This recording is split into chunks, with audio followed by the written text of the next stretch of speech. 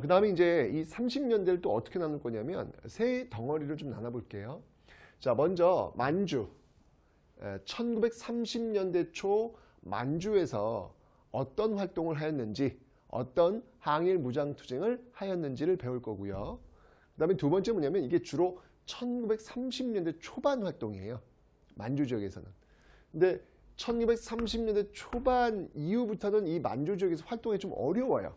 그 이유는 뭐냐면 1931년 만주사변이 벌어지잖아요. 일제가 만주를 침략한다고요. 그러면서 거기다 만주 괴뢰국을 세워요. 그러니까 그 지역을 점령한 거나 마찬가지죠. 그러니까 이렇게 되면서 더 이상 이 만주 지역에서 활발히 활동하기 어렵다 보니까 많은 독립군들이 이동을 해요. 어느 쪽으로 이동하냐면 그 만리장성 이남 쪽, 즉 여기 지금 이제 만리장성이 있을 거 아니에요, 그죠? 요 이남 쪽으로 이동을 해요. 이 이남 쪽을 우리가 통상적으로 뭐라고 하냐면 관내다라는 표현을 씁니다. 중국 관내. 그래서 관내 지역에서 활동들을 한번 살펴볼 거고요. 그러니까 중국 관내 지역은 주로 1930년대 중반. 그러니까 이 만주 지역이 1930년대 초반이라면 중국 관내 지역은 1930년대 중반 이후의 활동이 될 겁니다. 아셨죠, 여러분들? 그래서 중국 지역에서의 활동을 30년대 초반의 만주와 30년대 중반 이후에 이 관내 지역으로 좀 나누어서 살펴보고요. 그 다음에 이제 나머지가 이제 국내죠. 국내에서 또 어떻게 활동했는지 그 내용을 살펴보고 이제 복습일 거예요. 그래서 40년대로 넘어가서 다시 한번 40년대 그 활동들을 한번 정리하면서 이번 강의를 마무리하도록 하겠습니다. 그래서 왜 한중연합작전을 펼치게 되었을까? 그 이유는 바로 만주사변이라는 1931년 이 만주사변이라는 그 키워드가 들어가 있다라고 하는 것을 여러분들이 좀 놓치지 않으시면 되겠습니다. 자, 그래서 이 30년대 초반 만주 지역을 한번 살펴볼 텐데요. 우리 이미 배웠어요, 사실은요. 자, 20년대에 왜 미스야 협정이 체결되고 나서 위기의식을 일으켰던 독립운동가들이 흩어져 있었던 참의부, 정의부, 신민부 3부를 통합하게 되었다. 그래서 북만주 지역에서는 혁신의회, 남만주 지역에서는 국민부 이렇게 나온다고 제가 설명드렸어요. 기억나세요? 자, 그거 한번 적어볼게요. 그 혁신의회와 국민부가 계속 이어서 활동을 하게 됩니다. 자, 그래서 북만주 지역의 혁신의회, 그 다음이 남만주 지역의 국민부, 이런 조직들이 30년대 계속해서 활동하게 되더라 라고 하는 겁니다. 자, 이제 이름을 좀 바꾸는데요. 어떻게 바뀌느냐 보도록 하겠습니다. 먼저 이 북만주 지역 혁신의회 그 계열들 이름을 바꾼 조직이 바로 이 한국 독립당이다 라는 조직이고, 남만주 국민부에서는요, 바로 이렇게 조선혁명당으로 이어지고 있더라 라는 겁니다. 자, 하나씩 한번 살펴보도록 하겠습니다. 이 한국 독립당이 가지고 있었던 부대를 우리는 한국 독립군이다 라고 이야기를 해요. 어렵지 않죠? 조선혁명당이 가지고 있었던 부대는 뭘까요? 이제 맞춰보세요, 여러분들. 조선혁명군이 되겠죠. 그렇죠. 자, 요 군대 이름들 몇 개 중요해요. 중요한 군대 이름이 5개가 있어요. 그래서 요 5개 군대 이름은 꼭 여러분들이 좀 기억을 해 두셔야 합니다. 시험에 자주 나오기 때문에 그렇습니다. 자, 이 한국 독립군이 승리를 거둔 전투가 있는데 당연히 이것도 한중 연합작전에 의해서입니다. 이 한국 독립당을 이끌고 있었던 인물이 누구냐? 그 인물은 바로 지청천. 나중에 한국 광복군 총사령관이 될 겁니다. 일단은 기본적으로 30년 초반이니까 따라오시면 되겠습니다. 이 지청천이 중심이 되어가지고 한중연합작전에 의해서 성공했던 그 전투가 바로 2가지 꼭 기억하셔야 되는데요. 바로 이 쌍성보 그리고 대전자령 전투에서 승리를 거두고 있더라. 지청천 기억하시면 되겠습니다. 진짜 시험이 잘 나오니까 여러분들 꼭 기억하셔야 돼요. 다음, 조선혁명군입니다. 조선혁명군을 이끌고 있었던 인물은 누구냐면 양세봉.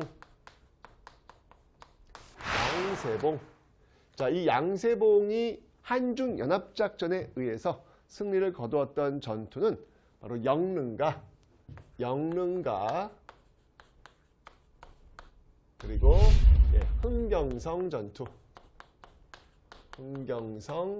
전투가 있더라 라고 하는 사실, 요걸 여러분들 꼭 기억하셔야 합니다. 1930년대 초반에 활동했던 그런 내용들인데, 사실은 만주사변 만주괴뢰국이 나오면서 이 만주 지역에서 항일 독립운동을 하기가 쉽지가 않아져요. 그럼에도 불구하고 명맥을 유지하는 그런 부대도 있습니다. 어떤 부대냐면요. 이 부대들과는 물론 이 부대 속에서 활동했던 사람들이 또 이제 중국 관내로도 가고 남아서 또 계속 활동도 했겠죠. 어쨌건 이 만주 지역에서 1930년대 중반 이후에 계속 활동했던 그 단체를 한번, 그 조직을 한번 들어봐라라고 한다면 루루루루루, 네, 바로 이 동북항일연군,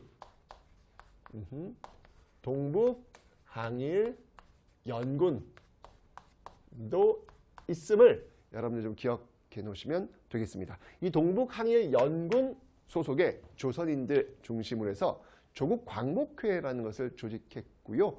그 조국광복회 그 회원들이 벌였던 전투가 뭐였냐면, 그 전투가 바로 보천보 전투다라고 하는 것까지 여러분 좀 기억해 놓으시면 되겠습니다.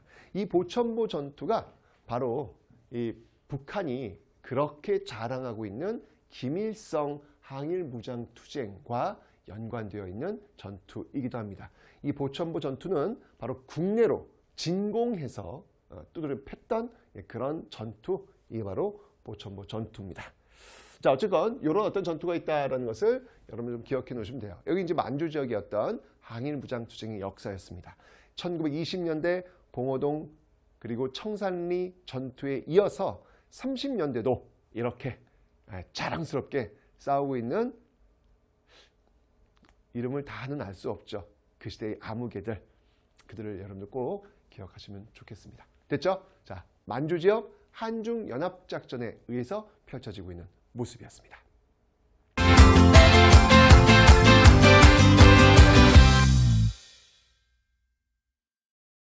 자, 이제 여러분들 중국 관내 만리장성 이남 쪽으로 들어와 보겠습니다. 그 이유는 뭐였냐면, 만주에서 이 괴뢰국이 세워지면서 활동하기 어렵게 되면서 이제 그 무대가 중국 관내로 이동하게 되었다라는 걸 설명드렸죠.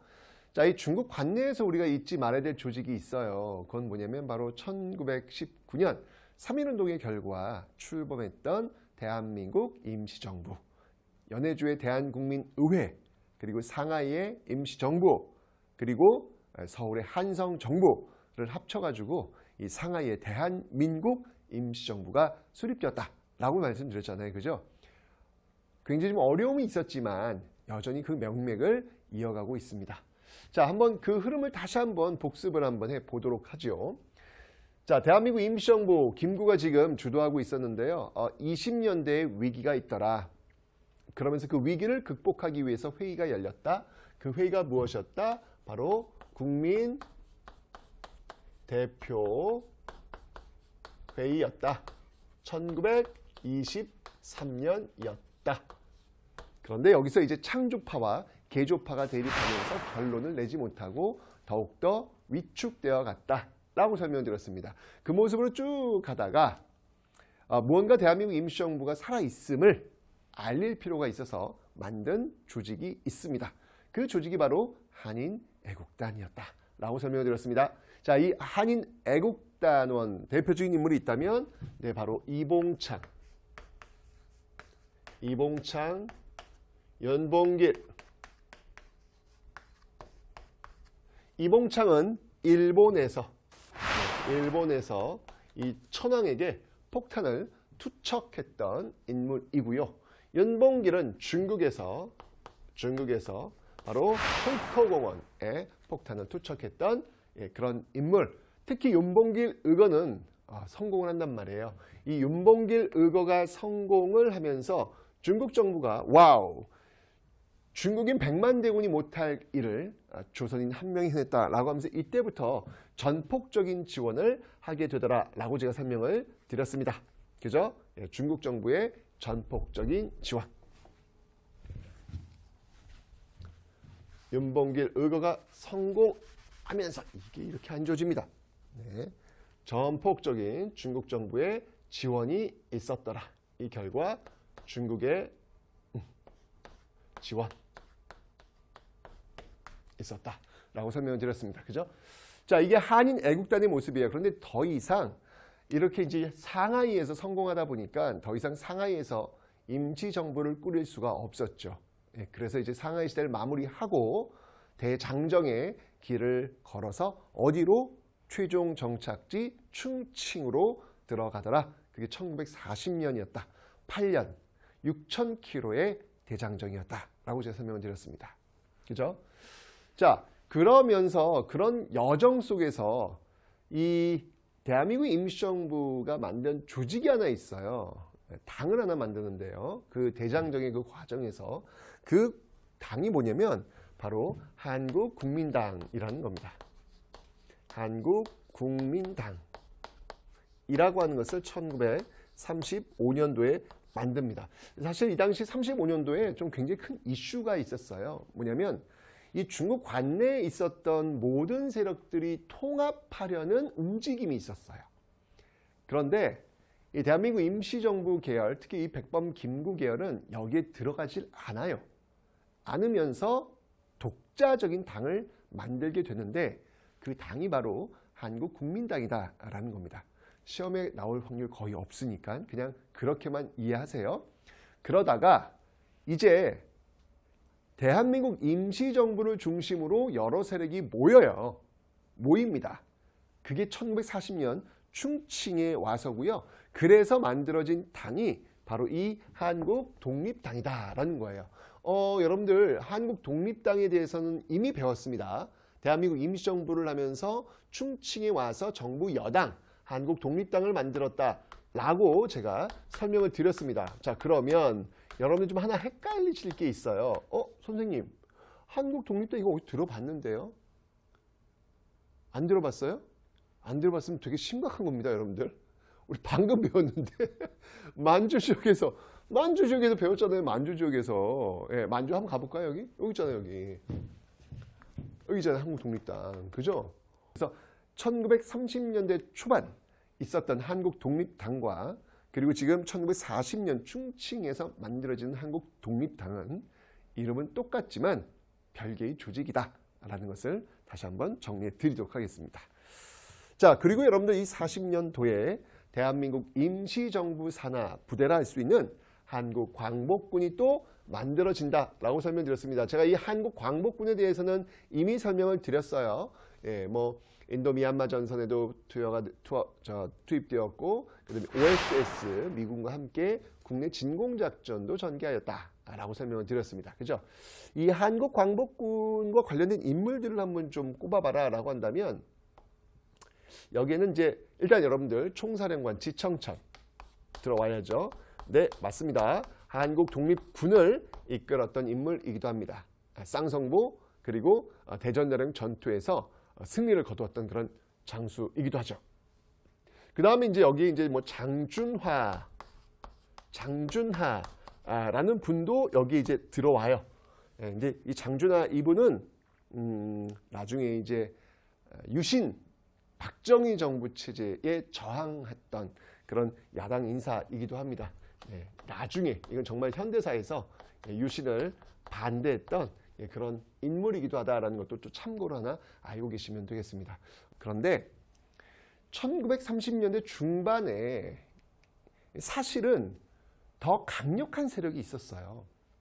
대한민국 임시정부는 사실 이 충칭에 오면서부터 이제 더 그 힘이 굉장히 강해지는 것이고 30년대에는 사실 대한민국 임시정부가 많이 위축되어 있는 상황이긴 했거든요. 그보다 더 큰 조직이 생기게 됩니다. 자, 그 계열이 뭐냐면 이렇게 또 다른 계열이 있어요. 또 다른 계열.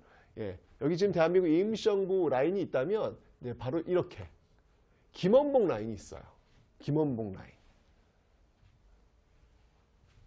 김구가 백범 김구가 그 당시 이 윤봉길 의거를 계기로 해서 현상금이 붙죠. 이때 우리 돈으로 약 200억 정도. 그죠? 근데 이 김원봉 같은 경우에는 의열단 뭐 이렇게 폭탄 투척은 뭐 너무나도 많이 했잖아요. 그죠? 320억. 네. 이렇게 엄청난 이 두 분만 합쳐도 몸값이 500억이 넘습니다. 이야, 와. 근데 그 정도는 되셔야죠. 그죠? 예, 그 정도는 되셔야죠. 뭐 500억도 제가 볼 때는 그 정도밖에 안 되나? 라는 생각이 들 정도로 예, 어떻게 보면은 우리 독립운동의 수반과도 같은 어떤 그런 인물들이기 때문에 여러분들이 좀 기억해 놓으셔야 되겠습니다. 자, 이 의열단을 이끌고 있었던 이 김원봉. 자, 기억나요, 여러분들? 의열투쟁을 하다가 이렇게 개별적 투쟁 갖고는 좀 한계가 있겠다라는 판단이 들어서 군대를 만들고 당을 만들고 조직화된 모습들로 발전해야 되겠다라고 해서 이 의열단원들이 당시 중국의 육사를 할 수 있는 이 학교에 입교해서 그런 어떤 군사 조직 문화를 배우게 되더라라고 설명을 드렸습니다. 그 학교가 어디였죠? 네, 바로 황푸군관학교였습니다. 황푸군관학교. 군관학교에 네, 입교하는 모습들도 있다라고 설명드렸습니다. 그러다가 이제 학교를 아예 만들어요. 그 학교 이름이 뭐였냐면 이제 조선혁명하기 위한 조선혁명 간부학교, 조선혁명 간부학교를 만들기도 합니다. 자, 그러다가 이제 아예 당을 만들게 되는데요. 그 당 이름이 바로 민족혁명당이다라는 거예요. 같은 35년도 라인이죠, 여러분들. 아, 그러면서 왜 한국국민당이 만들어졌구나 라는 거 아까 제가 설명을 읊어 드렸습니다. 그러니까 이 민족혁명당은 다 모이는 거예요. 이 민족혁명당, 이 김원봉 라인으로 다 모이게 되는 그런 어떤 모습들이 지금 나타나고 있다라는 얘기죠. 이 민족혁명당으로 이 많은 세력들이 모이게 되는데 이게 또 너무 의열단 중심, 김원봉 중심의 그 세력으로 재편된 듯하다 보니까 또 많은 사람들이 또 빠져나가요. 그 빠져나간 사람들이 이후 백범 김구 라인 쪽으로 들어가게 되면서 40년도 대한민국 임시정부의 힘이 또 강해지는 그런 모습들을 갖게 된다라는 것이죠. 자, 어쨌건 간에 이 민족혁명당은요, 이후에 또 다른 세력들을 또 모아가지고 조선민족전선연맹이라는 것을 구축합니다. 조선민족전선연맹.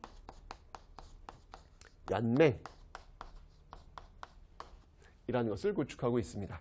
그 조선민족전선연맹이 1937년도에 조직되는데요. 그 산하 부대가 뭐냐면 바로 이 조선의용대다라는 겁니다. 이 조선의용대는 1938년도에 조직이 되는데 여러분 이 조선의용대에 굉장히 중요한 역사적 의의가 있습니다. 그 의의가 뭐냐면요. 이 조선의용대는 바로 중국 관내 최초의 한인 부대라는 거예요.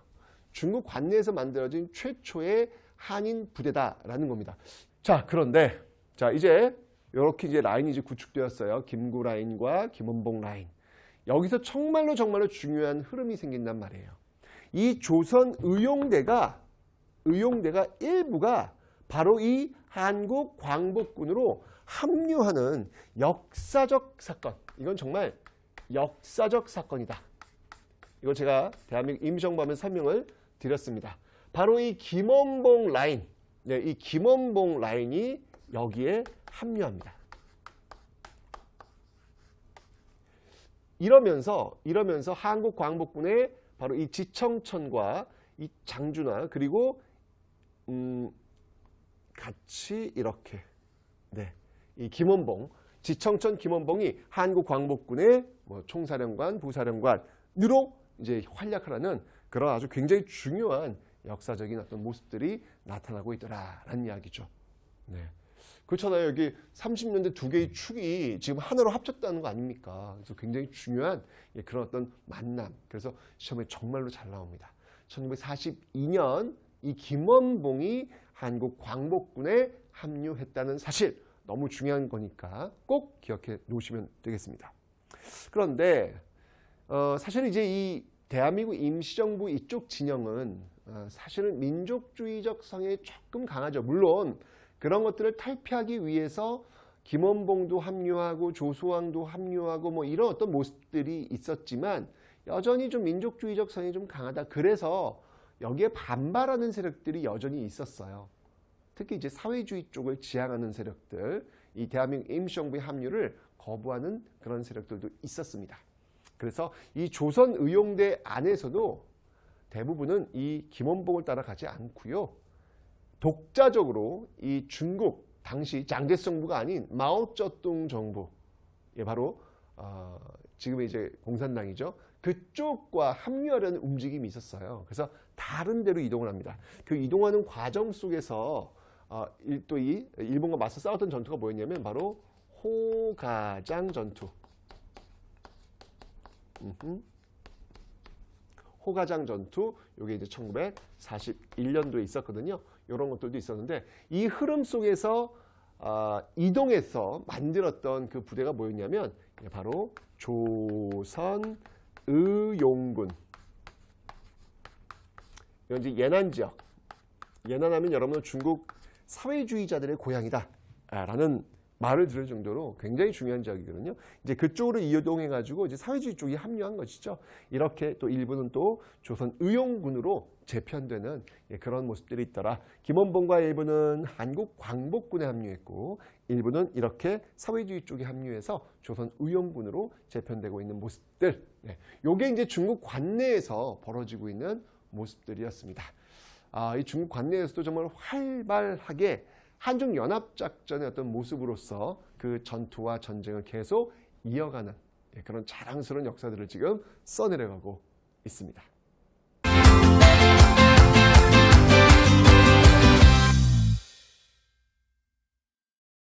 자, 그렇다면 이제 마지막으로 국내를 한번 30년대 국내 상황을 한번 볼 텐데, 자, 우리 잘 알고 있습니다. 국내 일제강점기 정책이 무엇이었습니까, 여러분들? 그렇죠. 바로 민족 말살 통치. 민족 말살 통치 그 시기였단 말이에요. 이런 상황 속에서 과연 어떻게 국내에서 말살되는 것을 막으려고 노력할 거 아니에요. 그래서 특히 국어와 역사 쪽에서 굉장히 많은 활동들을 여전히 하고 있습니다. 야, 그 정말 그 냉혹한, 엄혹한 그런 시기에도 이렇게 우리의 어떤 정체성을 지켜내려고 하는 어떤 그런 노력들이 보여지고 있다는 사실. 그래서 여러분들 1920년대 민족주의 진영에서 주도했던 그 문맹퇴치 운동 있잖아요. 그 문맹퇴치 운동을 30년대에도 여전히 주도하고 있습니다. 자, 그래서 20년대에서 이어졌던 바로 민족주의 진영의 이 문맹퇴치 운동, 30년대는요 바로 이 베나르드 운동이라는 모습으로 전개가 돼요. 이 베나르드 운동이라 하면 이건 민중 속으로, 러시아어예요. 그러니까 지식인들, 글자를 알고 있는 지식인들은 민중 속으로 들어가라는 얘기예요. 농촌으로 들어가서 일주일이면 글을 모르는 사람들의 글을 깨우쳐 줄 수 있는데 왜 안 들어가느냐? 들어가자! 라고 해서 이 베나르드 운동을 전개하는데, 이 베나르드 운동을 전개했던 그 대표적인 언론사, 주도했던 언론사가 바로 이 동아일보가 되겠습니다. 하지만 이제 여러분 이 베나르드 운동은요 1930년대 초반까지만 활동하고요 더 이상 활동할 수 없게 된다라는 그런 한계도 있습니다. 자, 그리고 1920년대 여러분들 물어볼게요. 우리 한글날을 제정했던 조직이 어디다? 이 정도는 알고 계시라고 제가 이야기하였거늘. 조선어 연구회. 1920년대 왜 가갸날, 한글날 원래 이름 가갸날을 제정하고 한글이라는 잡지를 가동했다라고 설명드렸는데요. 그 조선연구회가 30년대 와서 이제 이름을 또 바꿉니다. 바로 조선어학회로 이름을 바꿉니다. 이 조선어학회에서 활동했던 대표적인 인물을 한번 들어봐라 라고 한다면 최현배 선생이라든지 그 다음에 이극로 선생이라든지 이런 분들을 들을 수 있는데 이 조선어학회가 했던 그 역할들이 굉장히 많이 있어요. 자, 어떤 것들을 했냐면 한번 살펴볼게요. 먼저 한글 맞춤법 통일안. 네, 한글 맞춤법 통일안이라든지 그 다음에 표준어 제정이라든지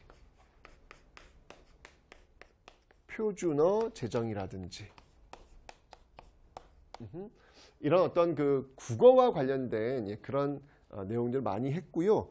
그리고 여러분들 20년대 조선어 연구회에서 간행했던 그 한글 잡지 있잖아요. 그 한글 잡지도 여전히 이 발행을 지금 하고 있습니다. 계속 이어서 하고 있다는 이야기죠.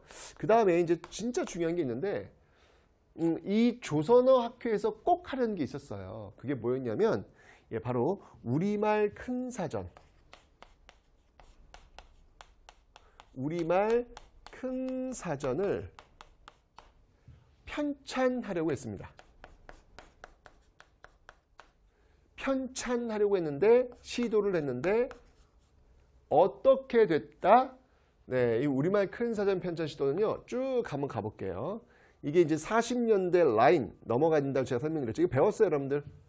1942년 바로 조선어 학회 사건이 벌어지면서 결국은 실패하게 된다라고 제가 설명을 드렸습니다, 여러분들. 왜냐면 이제 일제가 이게 우리나라만 못 쓰도록 하려고 하는데 지금 이런 식으로 막 우리 것을 지켜내려는 이런 모습들을 지금 일제가 용인하지 않겠죠. 그죠? 결국 우리말 큰 사전 편찬은 실패하고요. 광복 이후에 편찬을 하게 됩니다. 자, 그 다음에 여러분들 이 국어 쪽에서 우리가 좀 기억해야 될 시인들이 있어요. 시인들이 있습니다. 바로 이 저항 시인, 그 다음에 친일 시인들이 있습니다. 이 저항 시인의 대표적인 시인이 있다면 누가 있을까요, 여러분들? 일제강점기 저항 시인의 대표적인 시인. 이거 제가 앞에서 1910년대 독립운동 기지하면서 북간도 지역의 명동학교 설명하면서 제가 이 인물도 바로 이 명동학교 출신이었어요 라고 이야기했습니다. 누굴까요? 네, 맞습니다. 바로 윤동주.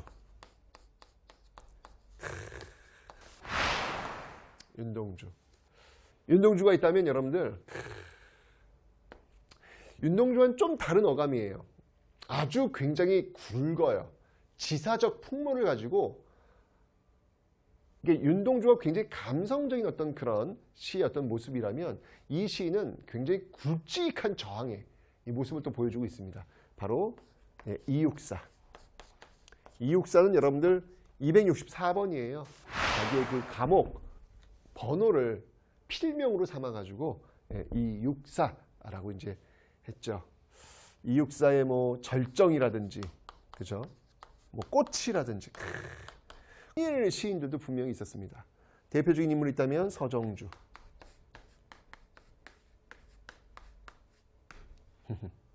글쎄요, 국어 쪽에선 서정주를 어떻게 평가하는지는 잘 모르겠습니다. 뭐 우리나라 그 민족 문학의 어떤 그런 대가로서 이야기할런지는 모르겠지만 서정주는 여러분들 역사학 쪽에서는 그렇게 평가하지 않습니다. 서정주는 친일의 시를 너무나도 많이 남겼던 인물이에요. 이 조선의 청년들을 그 전쟁터에 몰아넣기 위해서 자신의 그 붓으로 일제를 위해서 글을 썼던 그런 흔적이 너무나도 많이 있는 명백한 반민족 행위자입니다. 그래서 제가 적어드리는 거예요. 혹시 국어 쪽에서 서정주의 시를 읽으실 때 이 팩트 하나만큼은 여러분들이 잊지 마시라고요. 그 다음에 노천명. 뭐 이런 인물들이 친일 활동을 했다라는 거 기억해 놓으시면 되겠습니다. 이분들을 똑같이 이렇게 하얀색으로 이렇게 쓰는 것은 예의가 아닌 것 같아요. 이렇게 제가 표시를 좀 하도록 하겠습니다. 자, 이렇게 국어 쪽에서의 활동이 있었다면 역사 쪽에도 역시 당연히 많은 활동이 있습니다. 자, 역사 쪽에서는요. 1920년대, 10년대에 쭉 이어서 계속 내려오면 됩니다. 먼저 민족주의 사학이 있습니다. 민족주의 사학. 자, 민족주의 사학이라 하면 1910년대, 20년대 활동했던 신채호, 박은식의 계보를 잇는 그런 학문이다라고 보시면 돼요. 민족을 중시하는 그런 모습이죠. 대표적인 인물이 있다면 정인보를 들 수 있습니다. 정인보. 민족주의 사학은 이렇게 정신을 강조한다라고 제가 설명을 드렸는데 정인보 같은 경우도 역시 마찬가지로 얼을 강조해요. 그리고 이 당시에 그 조선학 운동을 많이 합니다. 조선학 운동.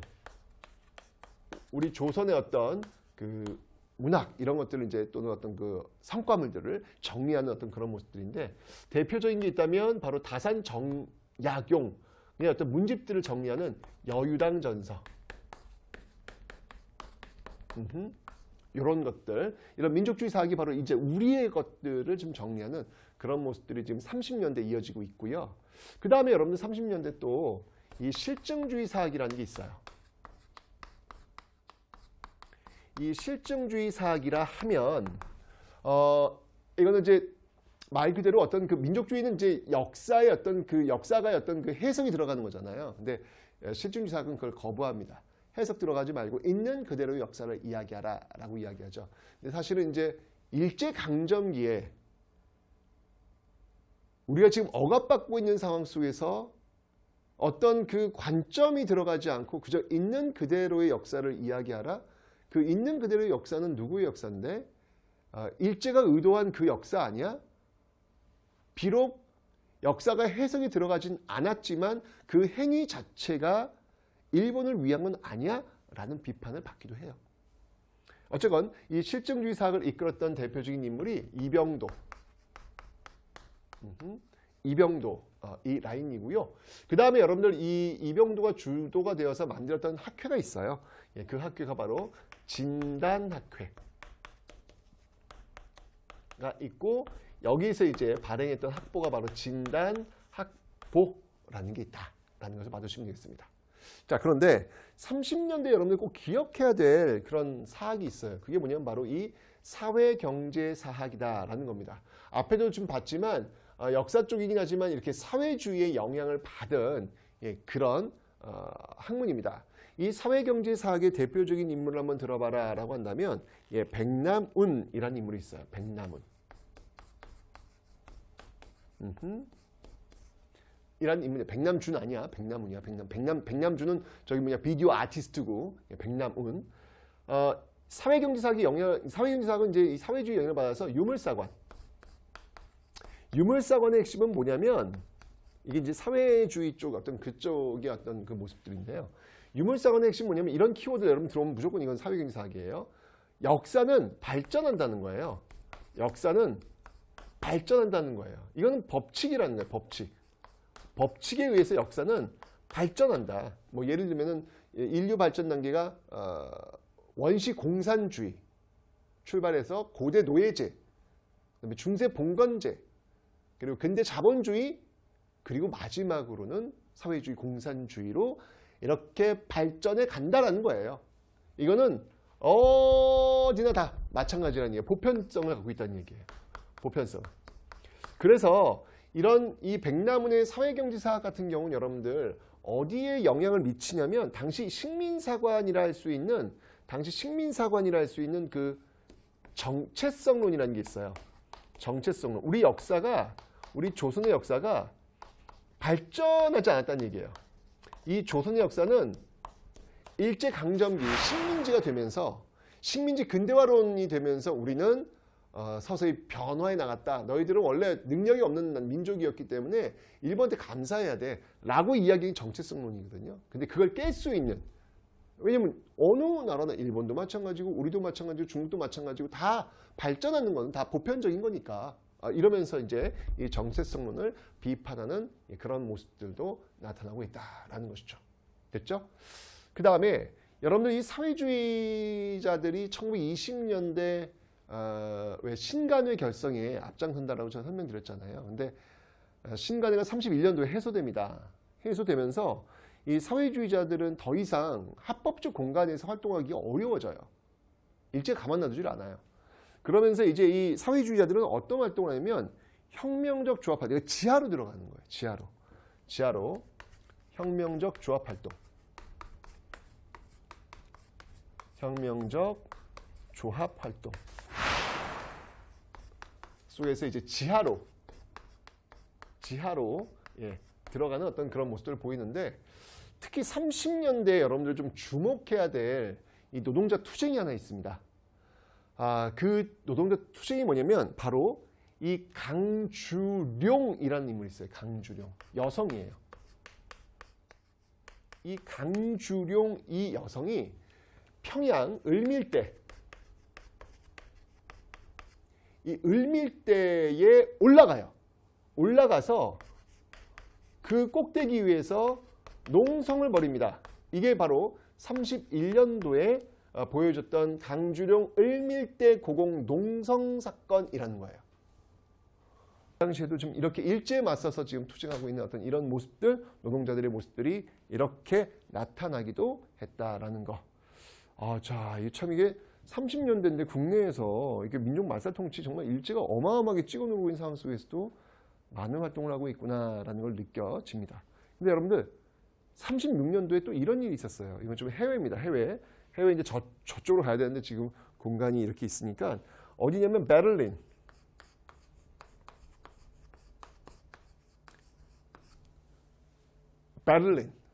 1936년도 베를린에서 어떤 일이 있었냐면 이때가 베를린 올림픽. 와우. 여러분 이 올림픽의 꽃은 뭐죠? 마라톤에서 우리가 우승을 해요. 대박. 여러분, 나는 마라톤에서 우리가 우승한 사례는 내가 태어나서 한 번도 본 적이 없거든요. 근데 이때 우리가 우승을 합니다. 그 인물이 바로 손기정 선수예요. 네, 이 손기정 선수가 우승을 하는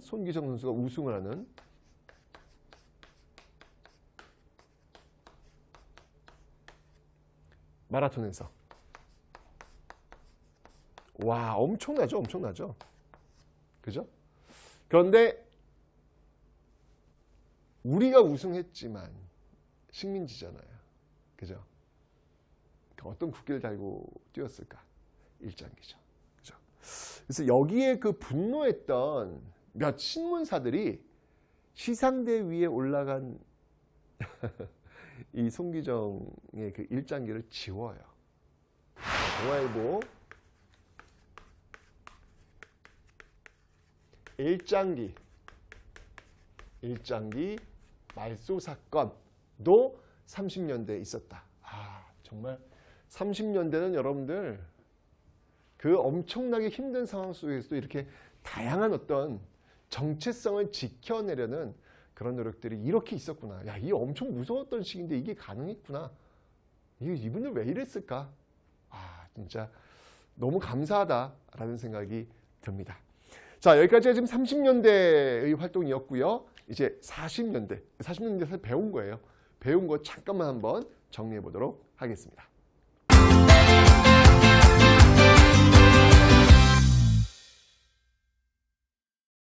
자, 우리가 앞에서 여러분 30년대 중국 관내에서 군사 조직들이 만들어진 거 기억하시죠? 그죠? 그게 이동 경로, 그것만 제가 보여드릴게요. 자, 다시 한번 정리하는 거예요. 복습하는 거예요. 새로운 거 하는 거 아니에요. 40년대입니다. 자, 이쪽에서 만들었던 그 부대가 바로 조선 의용대더라. 근데 우리 알고 있어요. 이 조선 의용대가 어디로 갔다? 저쪽. 예난 쪽으로 가서 조선 의용군이 되었다. 조선 의용군으로 재편되었다. 그리고 또 일부 김원봉은 어디로? 충칭 쪽으로 와서 한국 광복군에 합류하였다. 라고 설명드렸습니다. 그죠? 자, 근데 이 조선 의용군은 여러분들 이 당시에 어떤 조직이 있었냐면 여기에 조선 독립동맹이라는 조직이 있었어요. 조선 독립동맹. 이 조선 독립동맹 산하부대인데 이 조선 독립동맹을 이끌고 있었던 인물이 누구냐면 김두봉이라는 인물. 김두봉. 여러분들 우리 이 일제강점기에는요. 이 쓰리봉이 등장합니다. 쓰리봉. 원봉, 투봉, 쓰리봉. 네. 원봉은 누굴까요? 네, 김원봉입니다. 어렵지 않죠? 투봉은 누굴까요? 네, 김두봉입니다. 쓰리봉은 누굴까요? 네, 세봉입니다. 양세봉. 원봉, 두봉, 쓰리봉. 그래서 김원봉, 김두봉, 양세봉. 양세봉 왜 만주 지역에서 조선혁명군 통해 가지고 영릉과 흥경성 전투에서 승리를 거뒀던 장군이잖아요. 그죠? 요 쓰리봉. 쓰리봉 여러분 좀 기억을 좀 해놓으시면 좋겠습니다. 됐고요. 그 다음에 한국광복부는 어디? 대한민국 임시정부 산하부대잖아요. 그죠? 대한민국 임시정부 산하부대. 요거는 이제 임정. 요거는 임시정부 부대. 이렇게 있었고요. 그 다음에 여러분들 이게 1940년대 되니까 일본이 이제 패망이 눈앞에 다가왔어요. 그러면서 이 국내에서도 이제 일본이 망하고 나서 그 뒤를 우리가 어떻게 만들 것이냐에 대한 그 조직이 하나 만들어집니다. 그게 뭐냐면 바로 조선 건국동맹이에요. 여긴 조선 건국동맹. 이 조선 건국동맹을 이끌고 있었던 인물은 여운형입니다. 여운형. 신한 청년당 여운형. 예, 그 여운형 맞습니다. 예.